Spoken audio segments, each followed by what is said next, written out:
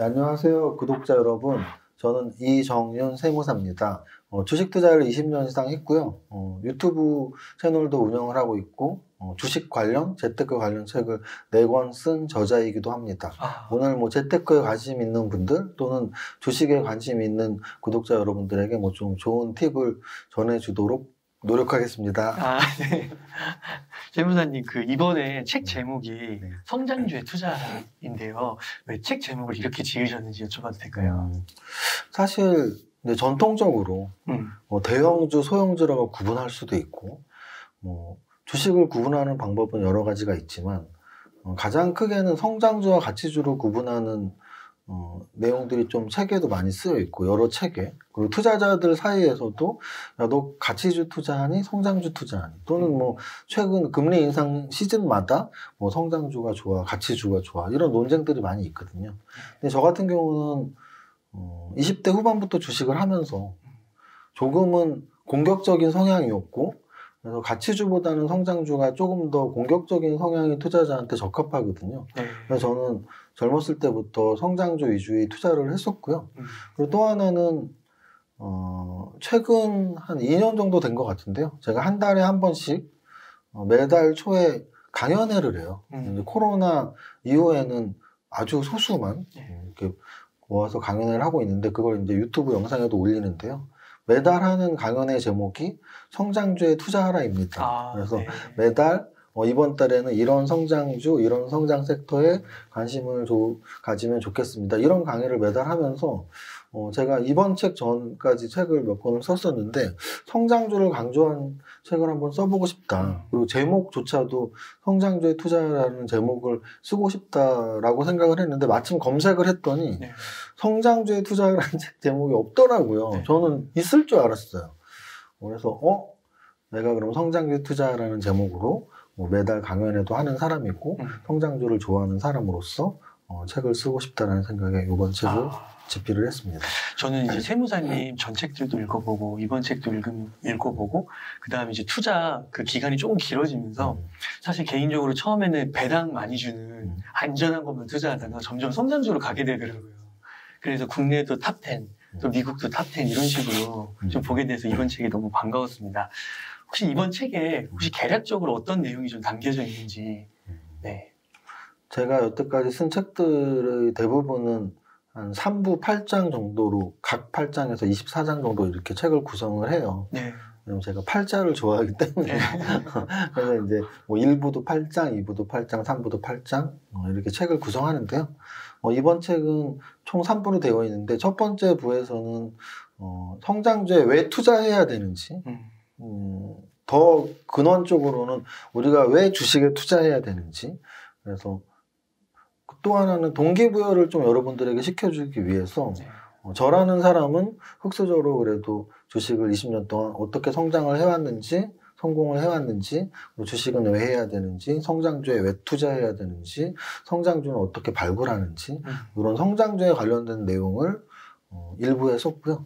2부에서는 보다 좀 더 실전적으로 제가 주식 투자를 하면서 우리가 저런 거 있잖아요. 너는 내성적이니 외향적이니, 또는 너는 감성적이니 이성적이니, 너는 산을 좋아하니 바다를 좋아하니, 이런 질문에 사실은 대답할 수 있는 게 자신의 정체성을 아는 거잖아요.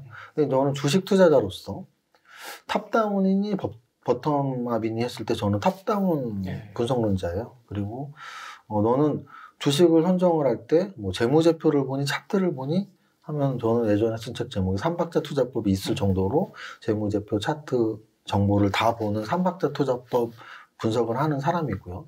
또 그럼 너는 주식 투자를 할 때 포트폴리오 구성을 중요하게 생각하니 아니면 한 종목에 집중 투자하는 걸 좋아하냐 했을 때, 저는 포트폴리오 분석으로 포트폴리오를 운영하면서 분산 투자하는, 분산 효과를 누리는 걸 좋아하거든요. 그래서 이런 저만의 색깔, 제가 생각하는 주식 투자의 본질, 그리고 제가 실전적으로 어떻게 그것들을 운영하는지에 대해서 2부에는 좀 실전적인 감각과 제가 생각하는 투자 철학들을 녹여서 썼고요.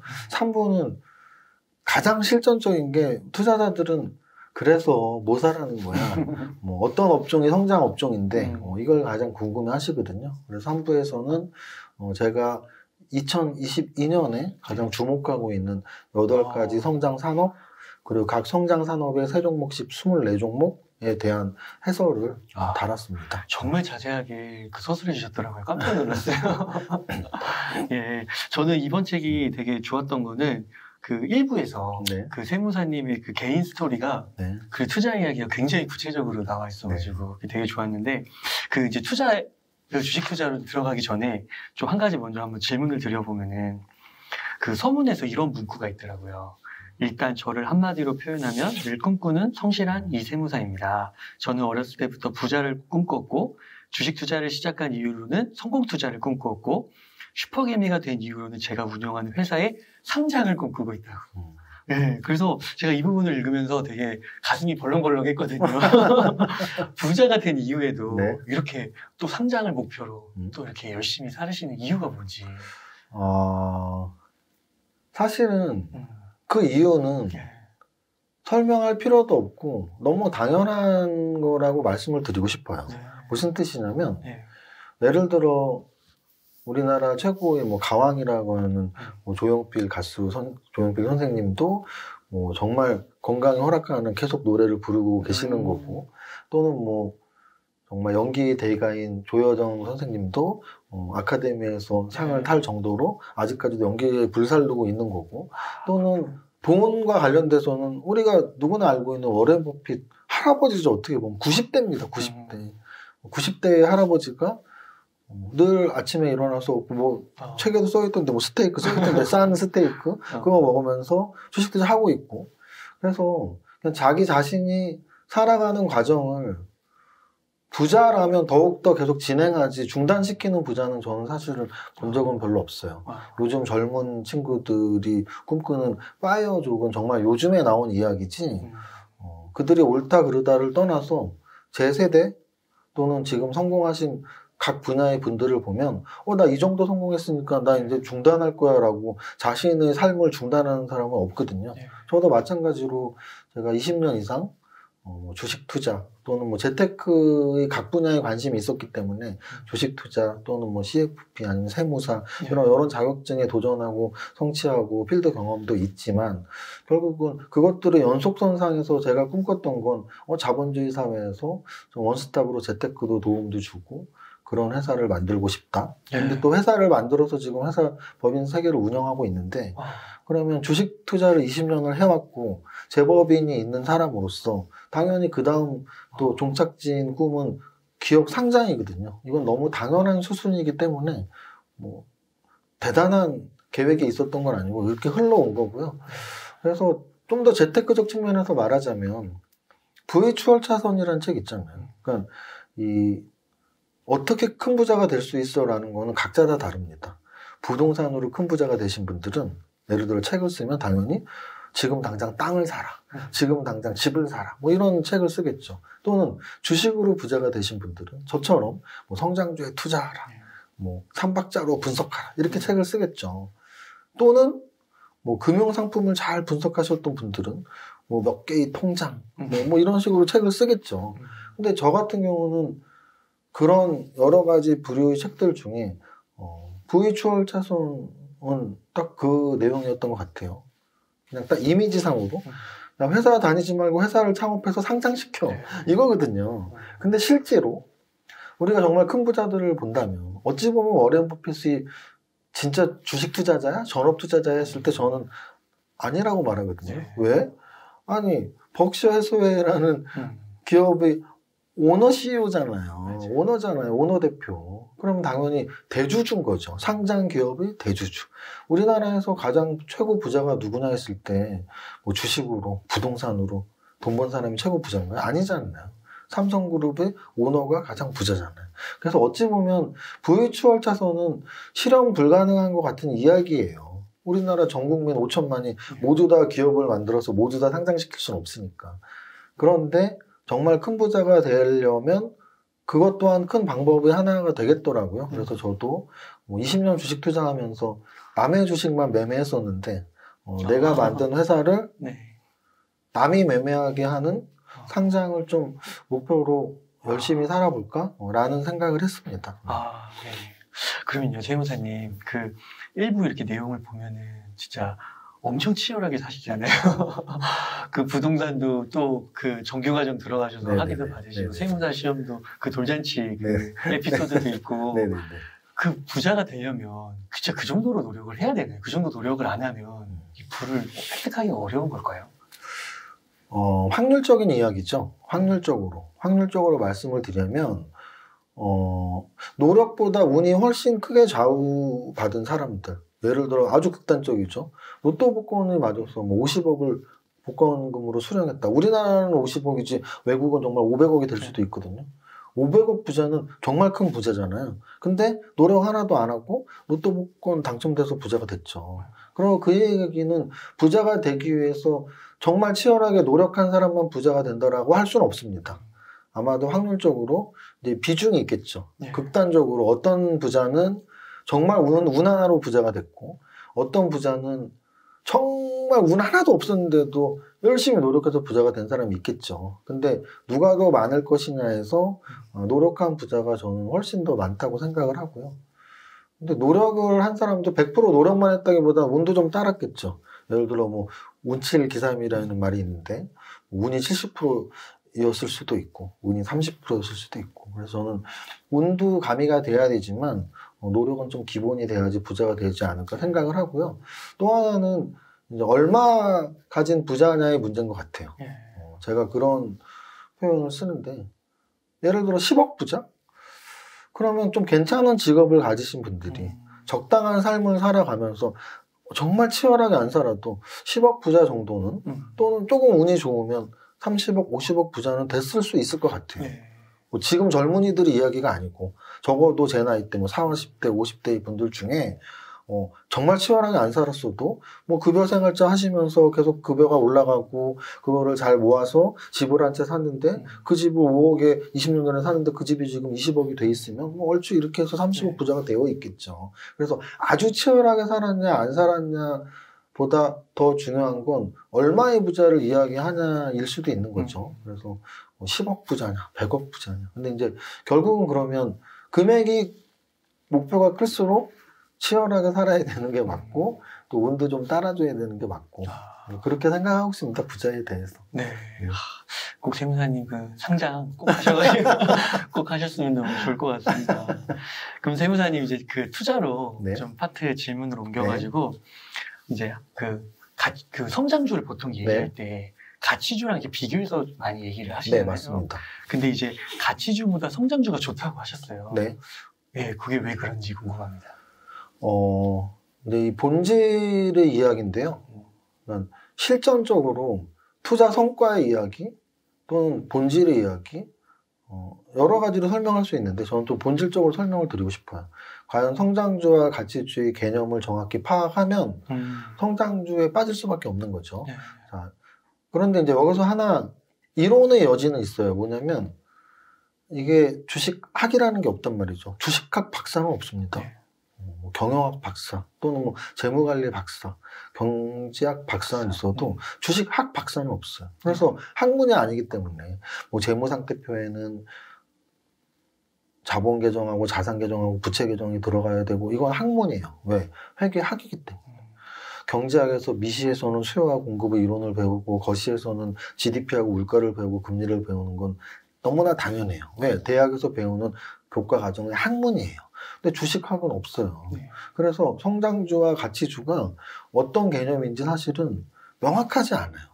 근데 이제 통상적으로 그 개념들을 취합해보고 저희 생각까지 가미시켜서 설명을 드려보면 성장주는 오늘의 기업 가치가 작년의 기업 가치보다 성장을 했고 또 오늘의 기업 가치보다 내년의 기업 가치가 올라가리라고 예상되는 주식, 그 기업이 성장주겠죠. 매년 성장한다고 생각하시면 돼요. 그럼 가치주는 뭔데? 우리가 보통 가치주는 앞에 생략된 단어가 있습니다. 저평가 가치주. 고평가 가치주는 여러분들이 좋아하는 가치주가 아니에요. 근데 가치주라는 거의 의미에는 저평가 가치주냐 고평가 가치주냐 숨어 있는데 다들 저평가 가치주를 이야기하는 거고 저평가 가치주는 뭐냐면 명확합니다. 오늘의 기업 가치가 1,000억짜리인데 500억의 거래가 되고 있어요. 오늘의 적정 가치에 의한 주가가 10,000원짜리인데 5,000원의 거래가 되고 있어요. 이게 바로 저평가 가치주예요. 그럼 우리는 매년 기업 가치가 성장하는 성장주에 투자할 것인지, 지금 현재 시점에서 낮은 가격에 거래되는 가치보다, 적정 가치보다 낮은 가격에 거래되는 종목에 투자할 것인지를 극단적으로 하라는 상황에 놓여 있다고 생각을 해봐요. 어디에 선택해야 될 것인가? 저는 이 정의에 의한다면 무조건 성장주라고 말을 하는 거죠. 왜냐하면 가치주에 투자한다는 얘기는 지금 적정 가치보다 낮은 가격에 거래가 돼야 돼요. 여기에는 두 가지가 숨어 있습니다. 낮은 가격은 계산할 필요가 없어요, 우리가. 가격은 오늘 주가 찍어보면 알아요. 삼성전자가 오늘 얼마야? 75,000원이야. LG화학이 얼마야? 50,000원이야. 다 찍으면 나와요. 그런데 가치는 어디 나와요? 리포트 보면 나오나요? 삼성전자 기업 가치가 어딘지 오늘 모든 증권사가 다 다른데. 모든 증권사의 삼성전자 적정 가치가 다르고 LG화학 적정 가치가 달라요.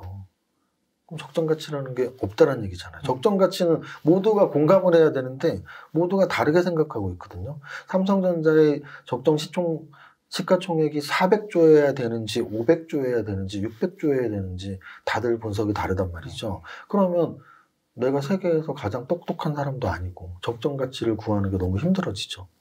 그럼에도 불구하고 적정 가치를 구했다고 했을 때 이제 비교를 해봐야죠. 이 적정 가치와 지금 거래되는 가격과 이 두 개가 얼마나 벌어져 있을 수 있다고 생각을 하시나요? 예를 들어서 적정 가치에 의한 주가가 10,000원이라고 쳤을 때 지금 시장에서 1,000원에 거래될 수 있을까요? 없죠. 만약에 1,000원에 거래된다면 주식 투자자들은 정말 공부 하나도 할 필요 없어요. 그냥 아무거나 찍어서 사면 돼요. 왜? 공부하면 뭐예요? 그렇게 공부 열심히 한 사람들이 이 세상에 세고 셌을 텐데 10,000원짜리를 어떻게 1,000원에 거래시킬 수가 있어요. 얘는 벌써 10,000원까지 올라가 있어야죠. 그래서 아무리 일시적으로 가치와 가격이 달라진다 해도 저는 깨케야 30% 정도라고 보는 거죠. 반토막 이상 2배 이상이 벌어지면 그거는 적정 가치 계산이 잘못된 거죠. 가격이라는 건 이 세상의 똑똑한 모두들이 주문을 내서 결정된 오늘의 가격인데 그 가격과 적정 가치가 2배, 3배가 벌어져 있다면 그거는 이상하네. 둘 중에 하나 굉장히 잘못되어 있는 거거든요. 이 세상에 모든 주문된 사람들이 잘못되어 있던지 그 가치를 평가한 사람이 잘못되어 있던지. 근데 그 가치 누가 평가했어요? 직접 평가하신 거잖아요. 잘못 평가하신 거죠. 가치가 여러분이 평가한 가치가 지금 현재 거래되는 가격과 크게 벌어져 있으면 잘못 평가하신 걸 거예요. 그러면은 적어도 내가 만약에 가치주에 투자를 한다는 얘기는 낮게 거래되는 거를 사서 적정 가치 올라갈 때 팔겠다는 얘기거든요. 그럼 얼마 정도 벌 수 있겠어요? 뭐 30% 정도 벌 수 있겠죠. 여기서 텐베고가 나오겠어요? 안 나오겠죠. 텐베고가 나오면 그거는 적정 가치가 계산이 잘못됐거나 뭔가 문제가 있었던 거예요.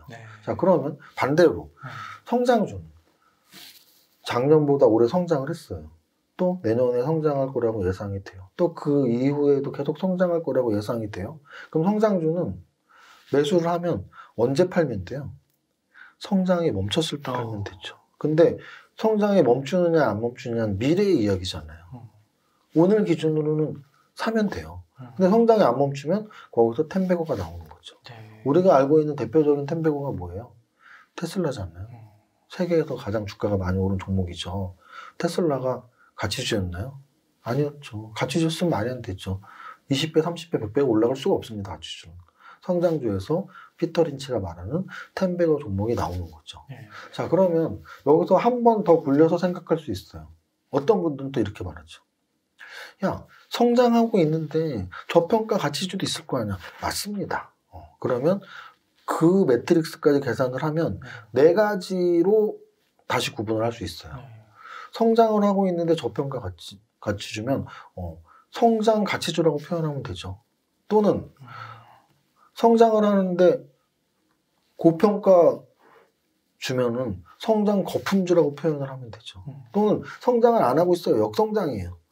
역성장을 하고 있는데 저평가면 역성장 가치주라고 하면 돼요. 또는 역성장을 하고 있는데 비싸게 거래되고 있어요? 역성장 거품주가 되겠죠. 자, 이 네 가지로 구분을 했을 때. 자, 역성장 거품주는 사지 말아야 돼. 기업이 성장도 못하는데 지금 현재의 기업 가치보다도 비싸게 거래되고 있어. 근데 내년에는 성장이 더 안 좋으니까 기업 가치는 더 떨어질 거예요. 그거 갖고 있으면 바보죠. 그럼 여러분들의 계좌에 역성장인데 고평가로 평가되는 종목이 있으면 무조건 팔면 돼요. 그죠? 역성장 고평가 좀 팔면 돼요. 그 다음 성장 가치주. 내년에도 성장하고 그 후에도 성장할 거라고 생각을 하고 있어요. 근데 저평가되어 있대. 이거는 사돈의 8천원대 빚을 내서라도 무조건 사면 돼요. 레버리지 최고 이렇게 해서 사면 돼. 우리가 구분할 수 있다면. 그럼 이제 그 중간에 두 개가 남잖아요. 성장 고평가주와 역성장 가치주. 이 둘 중에 무엇을 살 것이냐. 저는 이 둘 중에 성장 고평가주를 산다는 얘기죠. 왜? 오늘은 고평가래요.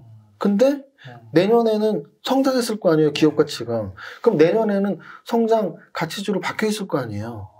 주식이 뭐라고요? 바이앤홀드라면서요. 좋은 주식 갖고 죽을 때까지 갖고 가라면서요. 야, 너무 놀리시네. 다시는 손절하지 않을 종목을 사라고 많이들 그러잖아요.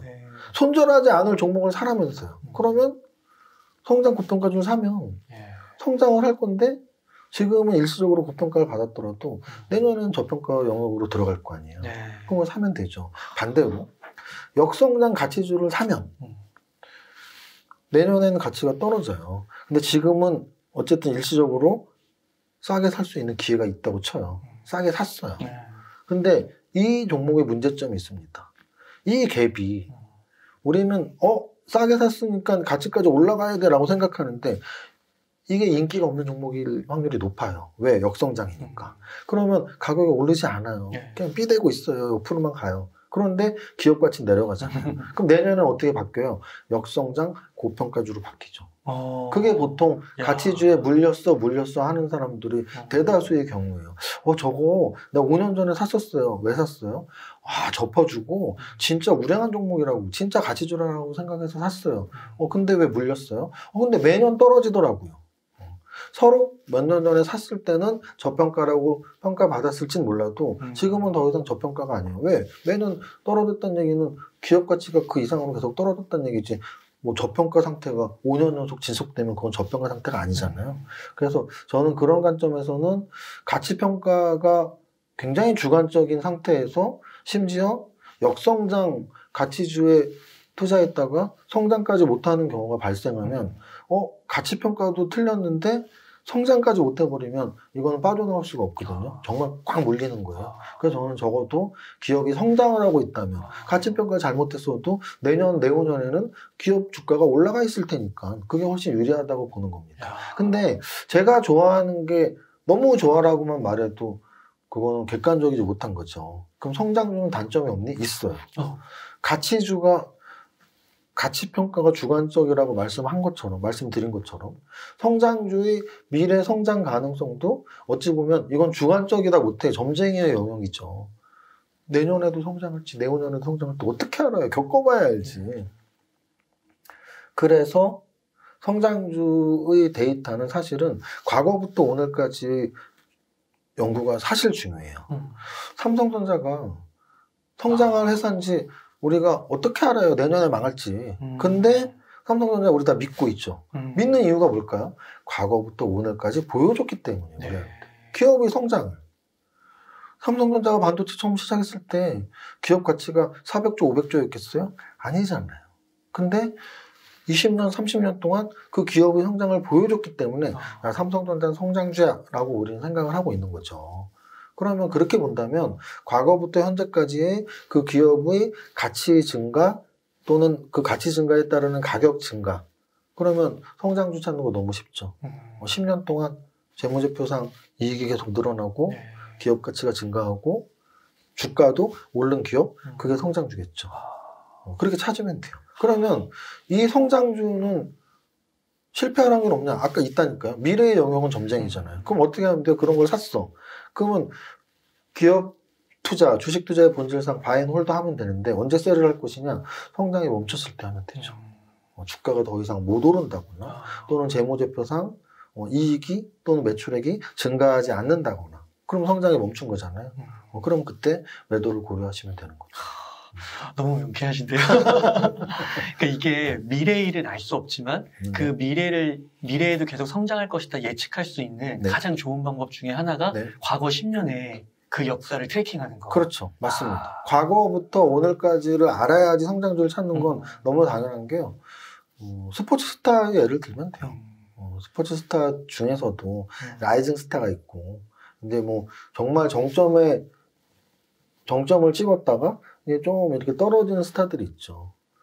어디에서 뛰냐 보면 다 알잖아요.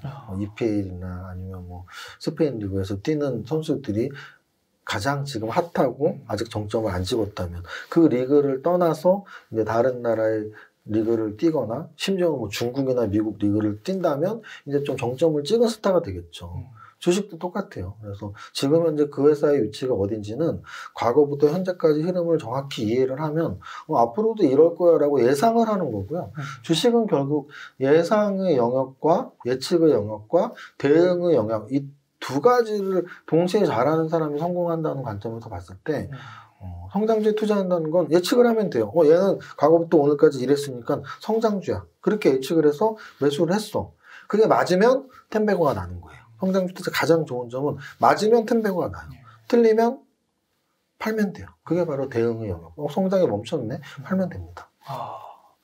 그러면 최근에 하나 예를 들어서 제가 기억나는 기사 중에 하나가 카카오가 좀 많이 빠졌는데 여러 가지 이유를 언급하는데 영업이익이 좀 줄었다고 하더라고요. 그러니까 그런 게 이제 성장이 조금 둔화됐다라고 판단을 해서 주가가 조금 이렇게 낮아졌다, 하락했다 이렇게도 좀 볼 수 있는 걸까요? 그렇죠. 근데 이제 여기서 중요한 건 예를 들어서 내가 카카오를 샀어요. 그러면 나는 성장주라고 생각하고 심지어 코로나 이후에 계속 오르니까 성장주라고 생각하고 샀어요. 근데 이제 언제 매도할 거냐의 문제에서 저는 뭐 3박자 분석을 하니까 종목 하나하나 볼 때는 3박자로 봅니다. 그러면 예를 들어서 카카오의 재무제표를 봤을 때 옹달님께서 지금 방금 전에 말씀하신 것처럼 카카오의 재무제표를 봤을 때 만약에 매출도 별로 증가하지 않고 이익도 별로 증가하지 않다면 성장이 멈췄나 하고 의심할 수 있는 거죠. 의심. 그게 첫 번째. 근데 또 저는 3박자라니까. 근데 두 번째는 차트를 보는 거죠. 왜냐하면 차트를 무시하시는 분들은 차트에 그 가격 매일 지나간 과거의 가격이 뭐가 중요해? 그러면 과거의 재무제표는 뭐가 중요해? 어차피 그럼 미래만 중요하면 미래의 재무제표 모르는 건 똑같은데 미래의 재무제표를 모르나 미래의 가격을 모르나 똑같아요. 과거의 재무제표와 과거의 주가는 사실 비슷한 이야기예요. 왜? 가치와 가격은 한 방향으로 움직이는 거거든요. 그 절대적인 명제가 성립되지 않는다면 우리는 재무제표를 볼 필요가 없어요. 재무제표를 기반으로 해서 가치평가를 하는데 그 재무제표 기반의 가치와 시장에서 거래되는 가격이 비슷하게 움직인다면서요. 그럼 비슷하게 움직인다는 얘기는 재무제표가 매년 성장하면 주가도 매년 성장한다는 얘기거든요. 그랬을 때 그럼 반대로 주가가 떨어진다는 얘기는 재무제표도 안 좋다는 얘기죠. 그러면 이제 카카오의 차트를 봐야죠. 차트를 보면 고점을 찍고 올해의 작년 2021년 여름에 고점을 찍고 거의 뭐 반토막은 아니지만 굉장히 많이 빠졌죠. 그러면 가격이 많이 빠졌구나. 또 의심을 해야죠. 얘는 매출액도 안 늘어나는데 가격도 빠졌어? 성장이 멈췄나? 두 가지. 마지막은 재료 분석, 그래서 그 산업의 분석, 그리고 그 개별 종목의 분석. 그럼 카카오가 포함된 산업은 성장이 멈출 수가 없습니다. 가장 핫한 성장 산업이에요. 플랫폼 산업. 그리고 그 플랫폼 산업은 왜 핫하냐면 AI를 가장 적절하게 수행할 수 있는 조직이거든요. 구글이 괜히 구글이 아니잖아요. 미국의 구글이 우리나라의 네이버와 카카오랑 비슷한 영역이라고 보시면 되죠. 똑같진 않겠지만 비슷한 산업 영역이라고 봤을 때 그러면 당연히 지금 가장 핫한 성장 산업이면 맞아요. 그럼 그 성장 산업에 포함되어 있는 종목인데 그럼 이 종목은 계속 더 호재가 많냐? 예를 들어서 그 플랫폼을 이용해서 AI 또는 로봇 또는 구글 카가 있는 것처럼 뭐 카카오 카를 만들 거야? 뭐 이런 것들을 찾아보셔야 되는데 찾아보다 보니까 그런 재료보다 학자가 막 나오는 거죠. 카카오라는 모회사의 자회사격인 종목들, 카카오페이, 카카오증권, 카카오게임, 이렇게 자꾸 상장시키고, 심지어는 상장시킨 그 종목들의 스탁옵션을 자꾸 팔고 있고, 이러면 이 주식을 어떻게 믿어? 하면서 주가 그것 때문에 더 떨어지고, 이런 악순환이 계속되는 게 지금 몇 달째거든요. 그러면 그 재료가, 이건 성장주로서 이런 재료는 아닌데, 라고 판단하신다면, 성장 산업에 포함되어 있는 종목은 맞지만 그 개별 종목 자체가 이거 성장주가 이래서 되겠어? 라고 판단하시거나 또는 차트를 보시면서 주가가 이 정도 빠지는 건 성장이 멈췄다는 얘기인데? 라고 생각하신다면 매도 타이밍을 잡으셨어야죠. 대부분의 가치주는 떨어져 있습니다. 그 이유는 아까 말씀드렸잖아요. 적정 가치보다 낮게 거래되는 종목이 저평가 가치주인데 평상시에는 막 이 정도에서 거래가 됐단 말이죠. 근데 갑자기 6개월 만에 1년 만에 반토막이 났어. 그러면 얼마나 싸 보여요. 얘가 가치주 영역을 막 들어서는 거죠. 또는 너무 많이 싸졌으니까 이제는 오르겠지. 근데 이제 성장주의 논리로 보자면 떨어진 데는 이유가 있을 것이고 성장이 멈춘 게 아니야 라는 고민을 해야 될 시점이 돼버린 거죠. 그래서 저는 싸졌다고 산다라는 거에는 동의하진 않아요. 그래서 그 기업이 싸졌다고 산다면 제 논리인 적정 가치부터 싸졌으니까 사는 거 아니야? 라는 것밖에 안 되니까. 그래서 싸진 이유가 무엇이냐가 가장 중요하죠. 예를 들어서 싸진 이유가, 재무제표를 봤더니 아직도 매출액이 죽지 않았는데? 영업이익이 죽지 않았는데? 근데 아까 잠깐 말씀드린 그 기업의 그런 악재, 자꾸 내부에서 팔고, 카카오 문제 있다고 하고, 근데 막상 그 기업은 아직도 성장성이 있는 게 확인이 됐다면 그러면 일시적인 악재에 의한 가격 하락이니까 성장은 멈추지 않았어 라는 판단으로 사는 거는 동의하는데 고점 대비 너무 싸졌어. 고점 대비 싸진 종목은 진짜 많습니다. 여러분들이 주식을 연구를 잘 안 해서 그렇지 2,000 종목 중에 거래소 코스닥은 2,000 종목 있어요. 만약에 여러분들이 카카오를 사는 이유가 나 많이 떨어져서 살 거야? 더 많이 떨어지는 건 많아요. 그래서 이유가 중요하다는 거죠. 카카오를 사는 이유는 떨어져서 사는 접근은 절대 안 돼요. 성장이 안 멈췄다는 확신이 있을 때 사는 거죠.